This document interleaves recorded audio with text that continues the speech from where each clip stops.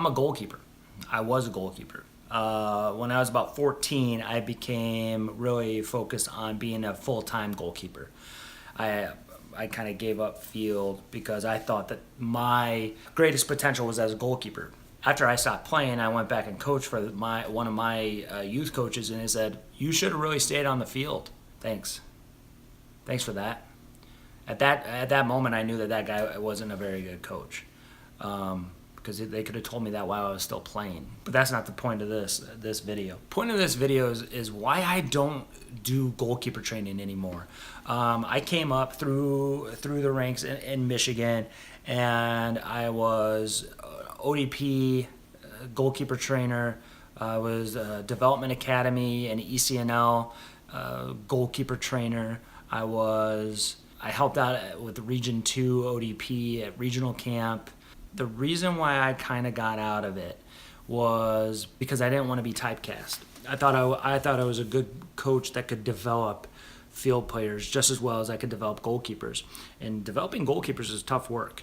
But as I've watched the game, and I was lucky to have some great mentors in Michigan that really taught me about how goalkeeper training needs to change. So many times you see these videos, and this is how I was when I was younger, before I was exposed to what real goalkeeper training is and what real goalkeepers are. I used to just work on extension dives and where they jump over bags or hurdles and are landing over and over and over again. And I realized that kills goalkeepers. That kills goalkeepers. And there's so much more to goalkeeping than shot stopping. My biggest attribute as a goalkeeper was my positioning.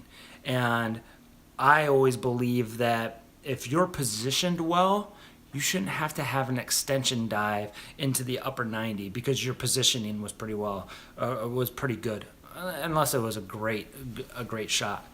But I see all these videos of players jumping 4 feet in the air and then landing, and I'm just thinking to myself, man, I used to do that. I used to do that to my keepers, and now I realize that there's so much more to goalkeeping. 60%, I think the number's higher, but the last that I checked, 60% of a goalkeeper's actions are offensive, not defensive.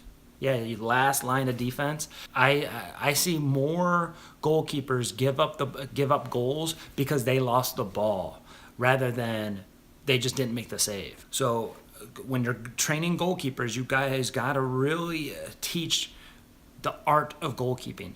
There's goalkeepers and then there's shot stoppers. Don't just train shot stoppers, because I can find 100 of those, and those are easy to develop. A shot stopper is easy to develop. A goalkeeper that is tactically aware, like there's a difference between Courtois and even like Peter Cech and David De Gea versus Kasper Schmeichel or Tim Howard. Go and watch Tim Howard's feet. Go watch Tim Howard's tactical decisions. Go and watch Casey Keller, my personal favorite. Go watch Casey Keller in 1998 when his entire team was basically built to build out of the back, and he out-punts everybody, and we get countered. Tony Meola was another one.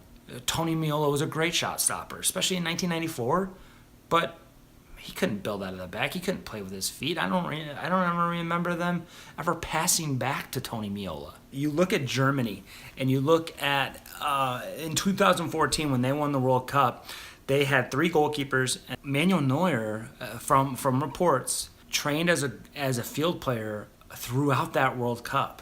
He wasn't in goal taking 1,000 shots.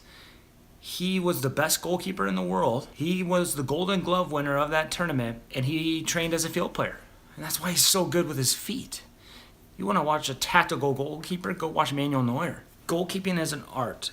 Goalkeeper, and the true definition of a goalkeeper, and I say this all the time, is a field player that can use his or her hands. It's not a shot stopper. It's not the last line of defense. That's not the definition of a goalkeeper.